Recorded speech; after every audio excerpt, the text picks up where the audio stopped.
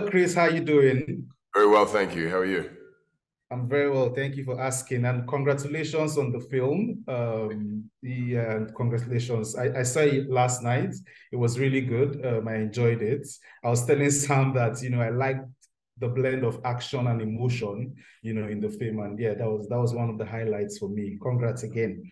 Thank you. All right. So you're an action star, right? How did you prepare for this role as Tyler Rake? You've done it before.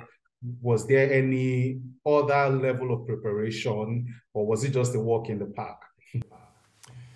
Certainly wasn't a walk in the park. This was the most exhausting film I've ever shot. The athleticism that was required for myself, Sam Hargrave, the director, all the stunt performers was on a new level to anything that we'd experienced.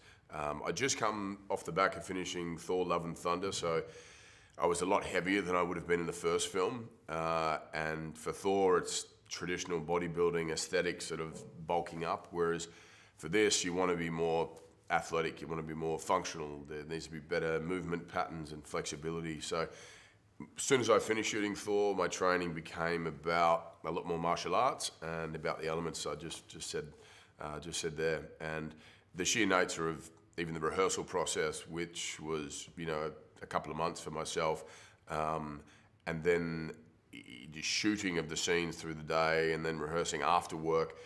You're doing 16 hours of movement and training and rehearsal. So the actual capturing of the action itself and us, performing those stunts is about as much working out as my body was going to allow me to do. And it was exhausting, and a lot of management of injuries and prevention and so on. But when the risk is that high, the reward is so much higher too. I think it gives it a different energy. There's no performance or acting needed from us in those sequences as far as like looking tired or looking exhausted or looking afraid, because that's, Sam's capturing the truth, and that's exactly what's happening on screen. Awesome, awesome. So I'm going to ask about your character, Tyler. What's your favorite thing about that character?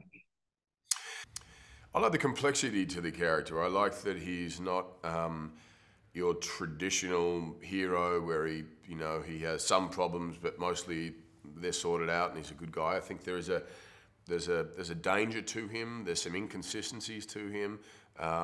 There's an abrasive quality which can certainly rub people the wrong way, but underneath that exterior and all of those, I think, tense emotions, there is a vulnerability there. There's a tragedy. And being able to explore that in greater detail in this film, but also having that as a center or an anchoring point for the character, I think makes it more interesting for an audience to relate to. I think it's hard if you see the hero on screen having all the answers, physically always being in control, never being out of breath, never being emotionally vulnerable or broken. I like having there be inconsistencies and complexities to the character. Right. Thank you, Chris. So final question, I have just a few seconds. How would you describe the dynamic between, Tyler Rake and Nik, between those two characters, and how would you describe the dynamic between those two characters? Yeah, it's an interesting relationship between the two characters, because in the first film, even from what we shot to the edit, there was versions where there was more of a hint at a romantic relationship or a romantic past potentially. Then I think the edit, we shaped it more as a sort of, very tight friendship. And then there was sort of, they were work colleagues who but cared for each other. So, and in this, I think we see a very close bond, a great amount of trust and love for one another. I think in a plutonic way. Could it lead to something else? I don't know. I like the fact that there's some ambiguity there. I don't think either character would be, admitting that it was a romantic love. I think it was just a sort of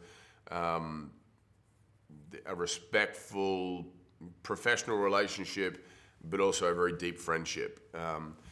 But again, that's what's really fun. If there was a possibility to do a third one, who knows where that relationship could go.